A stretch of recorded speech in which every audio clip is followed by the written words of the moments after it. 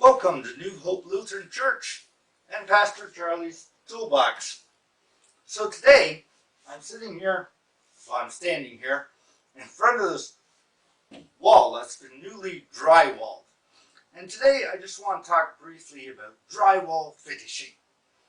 As you can see, there are all kinds of screw holes and cracks here. They need to be filled with what is called drywall compound. Technically in the industry, some call it plaster, some just call it mud. And you put it on and smooth it out, and in that way you prepare the wall for paint. And the idea is to have a nice smooth surface that leaves no clue as to where any of the joints or screws might be once it's finished. Now, I'm sure some of you might think that, well, you probably just slap the stuff on and let it dry and you're done. But that's not actually the best way to do that, because if it's too thick, the compound, it cracks as it dries, or it may even run away and ooze out since, gravity is constantly at work at something that's semi-liquid. So I think the best way to do this job, and to get the most strength of it, is to apply the compound in thin layers. Now, to do that, I use a variety of trowels, and I start with a smaller one for the first coat. Put it on here, and then for the second coat, I go for a slightly bigger trowel, something like this. It covers a little wider area each time you do it, and then for the last coat, I use one of these, a really big trowel. And it's a finishing coat, so it's very thin, but it covers all the little imperfections and doesn't require a lot of sanding that way. In that way, you get a nice clean coat that dries fairly quickly, it doesn't crack, and it's pretty strong. If it's done well, it should be difficult to even see that there's been a joint in the wall here once it's been painted. The best drywall work, it leaves you with one beautifully, apparently flat wall surface. And when I talk about layering, I just want to show you on this whiteboard here.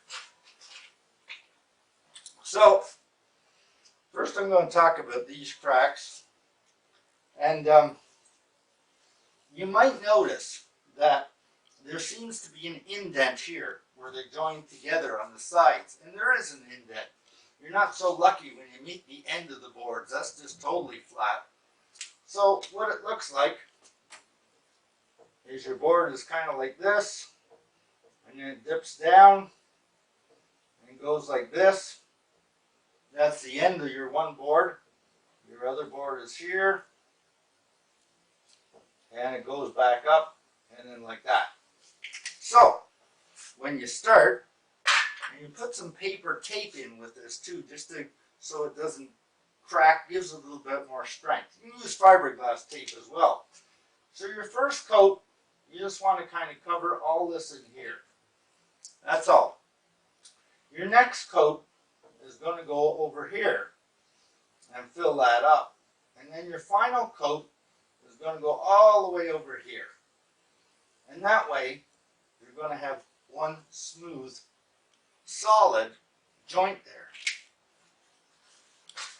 There's another place where you got to do this as well, and that is when you use something called corner bead. You might be able to see that, hey, there's holes in it, and it's rough. It's not smooth, and that's so the plaster gets some real good grip on it. It would go someplace like here. Now, it's not a real 90-degree corner though. And let me show you what I mean by that. Let's say you've got your corner here, and when you put the corner bead on, it actually, the edge of it should be out here, and then it goes like this, and it goes like that.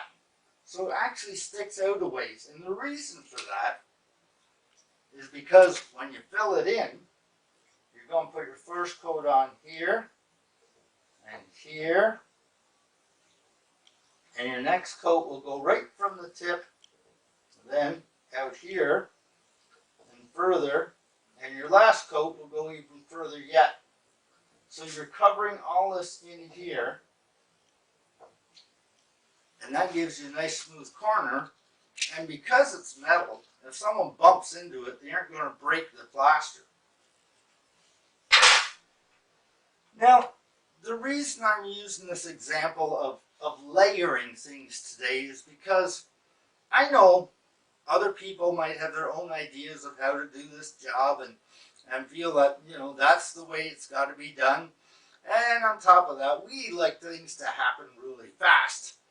But in this case, fast doesn't necessarily mean better. Talking about this kind of thing can lead to a lot of arguments. And arguments are what St. Paul is dealing with in our lesson for today from 1 Corinthians 3 to 9. In that lesson, people are arguing about who was better, who's the better Christian, who's got more faith. Paul counters all this by saying it doesn't matter who's better, because we all have different talents and we're simply to do our Christian jobs as the best as we can. And we are to recognize that it's not our work that builds faith. God is the one responsible for growing the faith. That's the term Paul uses. And when Paul uses words like growing, it makes me think of plants and how they grow. Plants don't just start from the seed at 9 a.m. and by 10 o'clock they're fully grown.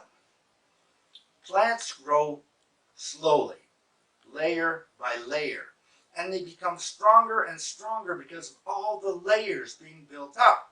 Kind of like how drywall plastering gets stronger and stronger with each layer. And layering is how our faith grows as well. Some people think it's some kind of instant process. And yeah, sometimes there are really high points that boost our faith immensely. But growing faith is actually a slow process. And it builds one godly experience on top of another, layer by layer, strengthening the one before it. So, if you want to build your faith, think about doing it layer by layer. Prayer is one layer.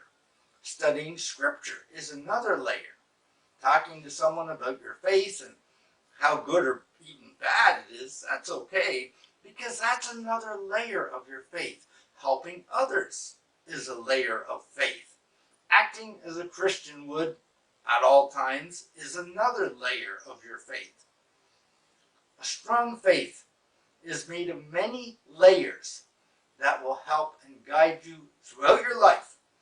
Because when you layer your life with God's love, God will layer your life with blessing after blessing.